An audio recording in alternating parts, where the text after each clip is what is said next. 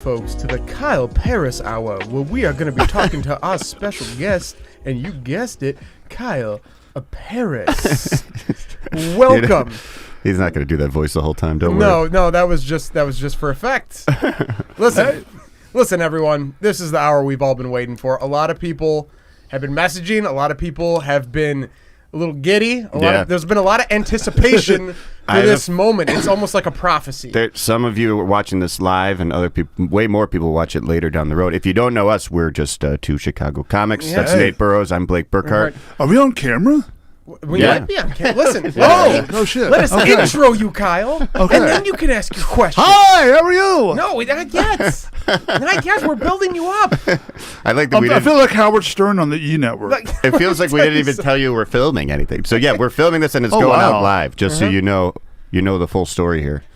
Holy shit. I told these guys before, but since we're on the air, I'm going to say it right now. This weed gummy just kicked in, and I'm in the perfect mood to hear this story. Yeah. I've had a couple beers, I have a little weed gummy, and I'm just in that perfect medium to just hear this lunatic-like story. Like, this is crazy. Yeah, I'm excited to tell. I love telling the story. We're gonna save that for the end. We're gonna save that for the end because we're gonna do some digging before we get to the end. That's the grand finale. It's gonna also, build up. I want to say if you're watching this live and you want to ask a question to Kyle, we'll do that at the very end. That'll be how we wrap this all up. Let's start. Let's give a little bio. Okay. For those of the kids who have parents who are like, you need to hear this story. This was in my day. And also, we should explain that. I've known Kyle for probably 9 years. You're one of the first people I met in stand-up. Yeah. How long have you been doing stand-up? Since 1998. Jesus. Did you start in Chicago? No, I started in Kansas City. Kansas City, right. Missouri. Missouri side. Is there anyone that's been doing it longer than that in Chicago now? I don't think so. There's no way, right? No. Do you know anyone that... No, I can't. I don't think of anybody. Like the OGs of comedy that do stuff at Zanies, I think. They've been, like Rob Hines, probably been doing it maybe a little bit longer. But you're like a comedy Cal Ripken. Like, you just fucking, you don't... Yeah, I know, right? Kevin Naughton, probably. Kevin Naughton? Yeah. He's been around forever. Larry Reed's been around for a long time. Larry Reed, Uncle Lair. Yeah. Oh, you got some competition. Dobie Maxwell. Dobie Maxwell. Yeah. Bunch of legends, baby. But yeah, so, and that's funny you say that you met him at your first mic. The first time I went to see a comedy open mic, like, hey, I want to check this out. This might be something I'm interested in. I went with Maddie Ryan, and it was at the Globe Pub. Oh, and the man. Globe Pub, that's where I did my first set, too. You could smoke cigarettes in there, though. Like, and this was I didn't do stand-up for, like, 3 years after this, but I was like, I'm going to go see what stand-up comedy, like, what it is, like, the open mic scene. And you could, like, light cigarettes with the candles on the table, and it was, like, very old school. And yeah, Kyle, remember that? I think you went That's where I started, too. And tell me if this was, because this was like 12 years ago, but I'm pretty sure you put a banana in a cup and then cracked a raw egg over it and then chugged it?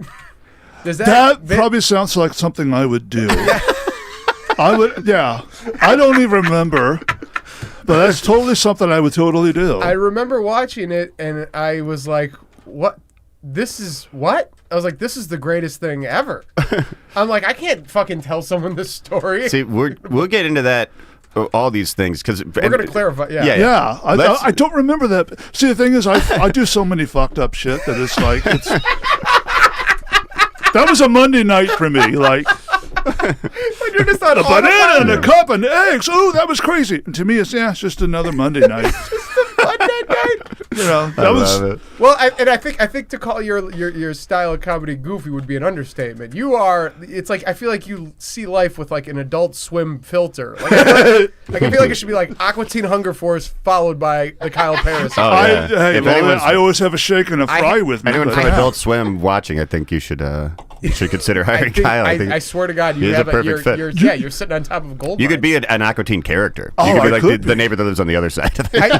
Kyle, I have this conspiracy about it, like you, Bobby Buds, Sarah Squirm. I feel like you guys are like all pretentious British actors just doing deep character studies. I have never met Sarah Squirm. I want to meet Sarah Squirm. I want to fucking meet her. She wears dresses made out of like bloody vaginas. I've seen her on video, but damn. Sarah, if you're watching, you should get in contact with Kyle. You guys would get along great. But I really do. I feel like in a year it's going to be like an Inside the Actors studio, and it's going to be the guy who played Kyle being like, to get into this Kyle Parris character. Yeah, it's like when you first Oh, hear you Eat- found me 20 out. years. Yeah. Like when you first heard Idris totally Elba's real discovered voice, me. you're like, what the hell? Yeah, exactly. When you watch half the actors in The Wire talking, like, Yeah. to play this gangster, and you're like, what Wow. the fuck? Yeah. I feel I'm it's one like of the those. Luther of.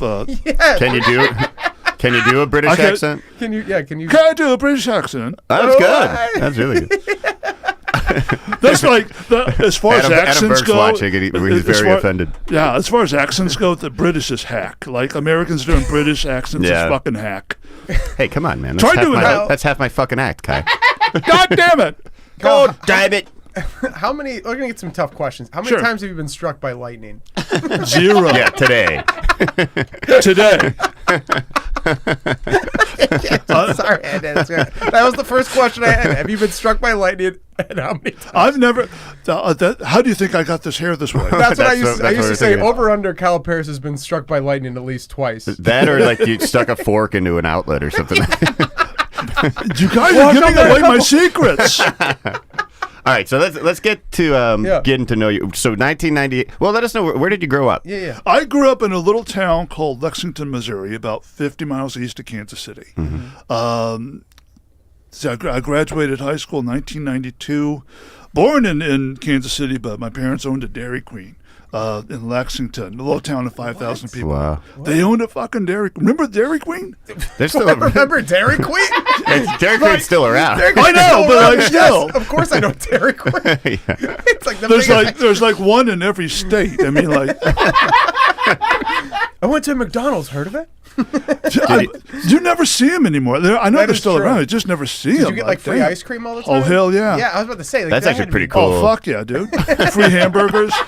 I was the most popular kid in school for a while because my parents owned You the had the Dairy Dairy? Queen. I got all the free yeah. ice cream Dude, I wanted. if I knew a guy who could get me free dilly bars, I would befriend him immediately.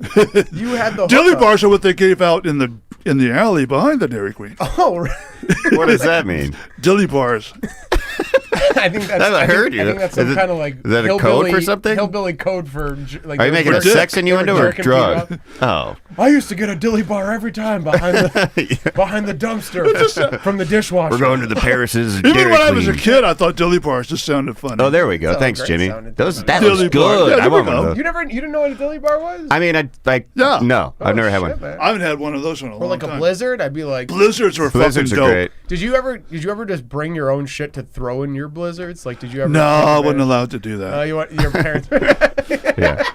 I wasn't I allowed. threw a possum in there once. And I had a, I was- and then I was banned from my Dairy Queen. They put a banana. You put some weed in your I blizzard. put a banana and a raw he egg. cracked an egg in there.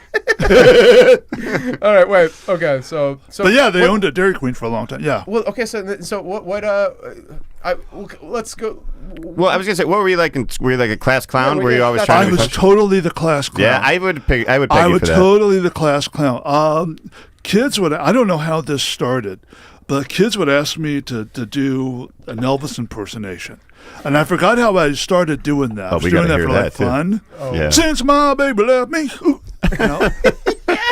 I mean, being 10 years old. Yeah, I'm like, nothing but "Just- I Yeah. played Elvis in a school play when I was in first grade. Really? Oh, man. We got to pick anyone we wanted to play, and I go, I want to play Elvis Presley for some. I don't know why I said that. I would have Yeah, guessed I you. don't- You ain't nothing but a hound. And now dog. you're dressed like Cat Stevens. Yes, okay. I would Hey, have we're guessed you wanted to this play is Cat about Stevens. Kyle Parris, not me, dickhead. All right, All right. Yusuf. All right.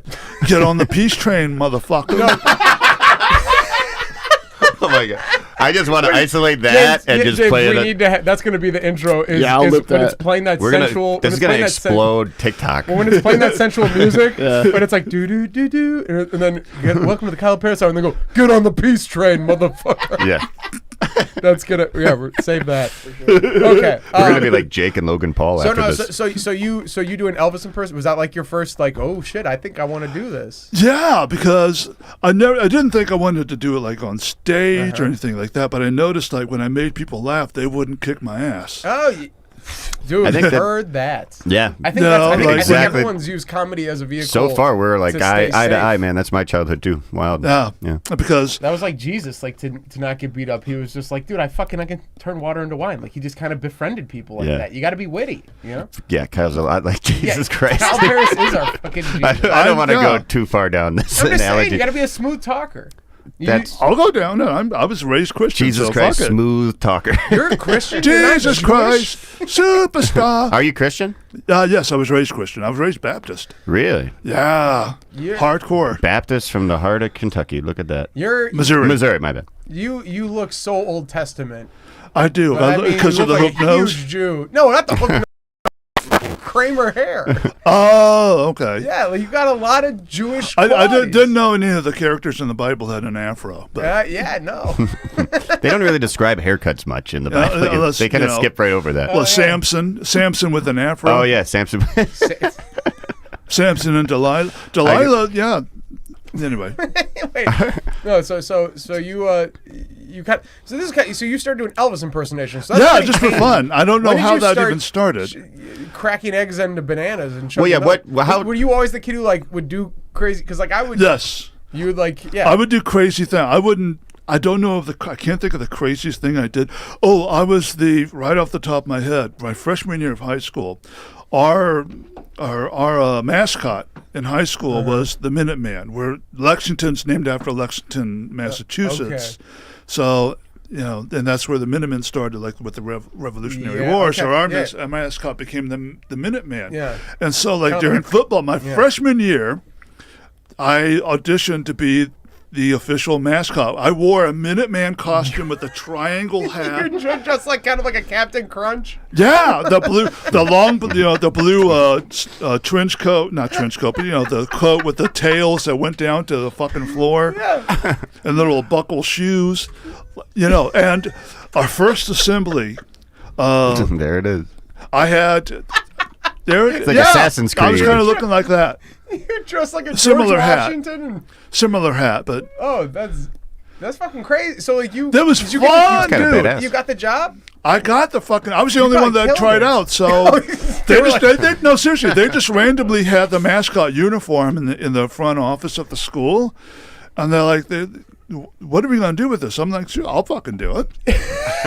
So And the first day we had an assembly, right? All the cheerleaders came to school dressed in their outfits. So they didn't have to change, but. They came and got me like 5 minutes before the assembly, but I still had to change. I had to go to the restroom, Yeah. change out, but I was late to the assembly, right? And as soon as I walked out, the captain of the football team, Travis Burtz, was giving a speech in the gym, and then the cheerleaders were right behind me. I had to join the cheerleaders. Yeah. I walked in like 5 minutes late. The dude was in the middle of talking, and I walked out in my full regalia in my Minuteman. And dude, gonna kill. everybody, as soon as I walked in the fucking door, everybody was like, "Oh my God, there he is!" Yeah! And everybody applauded me as soon as I walked in the door. Hell yeah. And Travis Burtz, like the guy that was talking, he was like, blah blah blah blah. Hey, what's going on? Yeah, and she just right in the middle of his speech. I just picture him giving like the "We will protect this house" kind of thing, and then the doors kick open. Yeah, and It's that just walks Kyle in. Parris dressing up in it and going, "Hey!" this is me. He's like, "What the fuck is going on?" That was like, How we feeling, Lexington? I mean, out of all the applause breaks I've ever gotten, that was the best one. That's awesome. Oh man, that's the one that made me like, yo, I want more of this. Okay, Yeah, I I was want going to more ask. applause. That first rush of adrenaline from. Yeah. Oh my God! And then I started doing theater in high school. I mean, high school theater, but and every time I got laughs in a play, we'd be like, yeah, oh my Yeah, God, that's you feel real nice. good. Especially like in senior year, you get all the lead roles.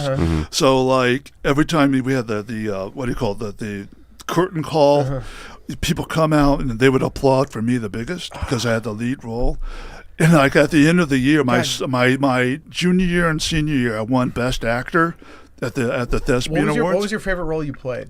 Oh, probably it was a play called The Boys Next Door. Okay. I don't know if you've heard of it or not, but Boys Next Door. The Boys Next Door. It's about a guy who lives in a kind of a halfway house full of mentally ill patients. Yeah. And crazy patients. Yeah. And I played there we go. Your best role And was I when forgot- you played a crazy patient? Yeah, a mentally ill dude that was like, he wore like a... And then he just never stopped playing the role. I just never stopped playing. I was typecast. Yeah. I was typecast like a You were like motherfucker. Daniel Day-Lewis, that role. Which role Lucian. I wasn't Lucian. Were I you think it was... Barry Klemper? How about Jack Oh, I Coleman? forgot who Were you it was. Sheila? Norman Bulansky. These are great play names. Yeah. No. You look like Yeah, the Norman. I think it was Norman. I forgot the character's I name. could buy a Norman. Bulansky. Oh, I The was money I would Norman. pay to see you play like Romeo and Romeo and Juliet or something, you know? Like, Yeah. I want to see you. I've done that in acting class. Yeah. But soft, what like the yonder window breaks. Will you just leave me unsatisfied? What kind of satisfaction do you think you're going to get? You know.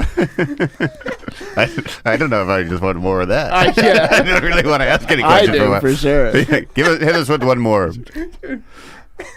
One more what? One more Shakespeare. One more Shakespearean line. Do you have any more? Your eyes. You're gonna Is this a kill. dagger I see before me? Its handle toward my hand. Come, let me clutch me. I have thee not yet, I see thee still. Art thou... Oh, I forgot the fucking line. I'm seeing shit. That was good. It was good till you forgot the line. I mean, Dude, that was incredible. All the time. that was And going, I amazing. forgot. You it's still funny. said it It's in- funny to watch you do this, but that's pretty good. Thank you. You You're got really- the voice no, down. that's a very... I think. Yeah, Oh. like, I'm not fucking... It was just funny. You're like, I forgot the fucking line. Yeah, He said it's I still in forgot the character. bloody loin. He doesn't break character, man. No, but so that's cool. So then, when did you get into comedy? When were you like, I want to do stand-up? You know what? I don't remember. There was never a moment like a light bulb moment where I was Sure. like, yeah, I want to do stand-up. I was working at a Kentucky Fried Chicken, and I had the night off, and I called in sick or something like that because I fucking hated that job. Yeah. But and so I decided, no, screw it. I'm just going to go down to take the night off, go down to Kansas City. Me and my friend Max used to go to this area of Kansas City called Westport. I don't know if you're familiar with the city or not, but well, they went to the Westport neighborhood. Yeah. I went there by myself, but I'm just saying, like, me and my friend Max used to love to hang out there. It's a great neighborhood. I Yeah. just wanted to go out there by myself and hang out when I'm not working. Gotcha, yeah. And I walked by Stanford and Sons, the comedy club, and I looked at then I thought, well, this sounds fun. I wonder if they have like an open mic night. No, okay. So we won't spoil anything, but this part of the story takes place there later. Yeah, that's- You need Okay, to okay. remember Stanford and Sons because that is Yeah. going to be a key part. I didn't realize that's also where you Okay. started comedy. Yeah, we didn't realize. Yeah, that's I thought- where I Wow. started. Okay, so this is already the story's I was already doing- better. It's already It's better already great. than I've been told. Yeah. But So you I looked looked it, at and it the was poster, I it was like like, this ooh, open trumpet, mic. like dun dun dun dun dun Yeah. dun dun, No. like a triumphant, like dun dun dun. No, I never had a moment. He walked in the Minuteman costume. That would be great. dun dun dun dun dun. Let's him tell the story. So what was it like the first time you did it? You know what? The first time I ever did stand-up, it was one of those things where you had to call in the Monday before and put your name on the list for the next Monday. So I walked in. I decided, you know what? Fuck it. I can do improv. Improv should be easy. I never had a training in improv at all at that point in my life. Yeah, you never studied. I was like, fuck it. I'll just go up there and just wing it. But right 5 minutes before I went up on stage, I started writing down a couple things just to make sure. yeah. But I remember going up on stage, not having any material, and I thought I'd just wing it. And I remember the very first thing that I noticed, and this I still have this when I do stand-up today. Like, as soon as I set foot on the stage, I was totally at peace. You know, it's Yeah. the weirdest thing. People that don't do any kind of performance don't understand this. Like, when you're up in front of people, that's when I'm the most peaceful. It's a I very feel in cathartic control. thing. Yeah. Yeah. There's something powerful about being on stage. It's crazy that you say you feel so in control because, like, on stage, from like my point of view, I'm like, this is insanely out of control. Like, it's like Yeah. you're all of this shit. It's- So that's a really cool kind of contrast. Yeah, it's Yeah. what I do. a lot of times it's like I call it controlled chaos. Mm-hmm. I mean, it seems chaotic to the audience, but I have everything planned out. Yeah. So well, yeah, you do a bit. This Danny Cowles used to always shout at this bit, but he go do Bobby De Niro, and you would do Robert De Niro as a fish getting flushed down a toilet. Yeah, I had this bit. Where I did impersonations. I would do like all the hack impersonations first, like Bobby De Niro or Jack Nicholson or whatever. Yeah. But then I would say like, "Oh, this is my impression of a fish going down a toilet bowl." I'd be like, and I would spin around. Do the full turn. You're not. I spin around and I get down on my knees, and then I would say, "This is my impression of Robert De Niro going down a toilet bowl." And I would spin around. I had this comedian friend of mine said, "You know what? It would be really funny." He gave me an idea for the fish in the toilet bowl bit. He would like.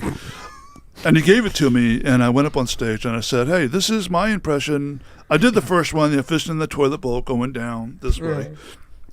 And then I said, "This is my impression of a fish in the toilet bowl beneath the equator," and I would go around this way. Oh, that's like for all the Bill Nye's in the audience. Yeah, exactly. Be like that. It winds up being a smart bit. And some people wouldn't even get it. He's going Is that true, by the way? Yeah. Really? That's what I heard. Like yeah, I've heard that too. I never followed up if it's true or not. But I haven't done that bit in a long time. No, you gotta bring it back. That was one that when I was like, this is insane. It's like, that's what I tell people when I went to open mics, like, I didn't like hate going, I love going to open mics because I love, you're not going to pay a ticket to see that at like a comedy club, like a regular comedy club. Right. You don't go to like a club and you're not going to see some hours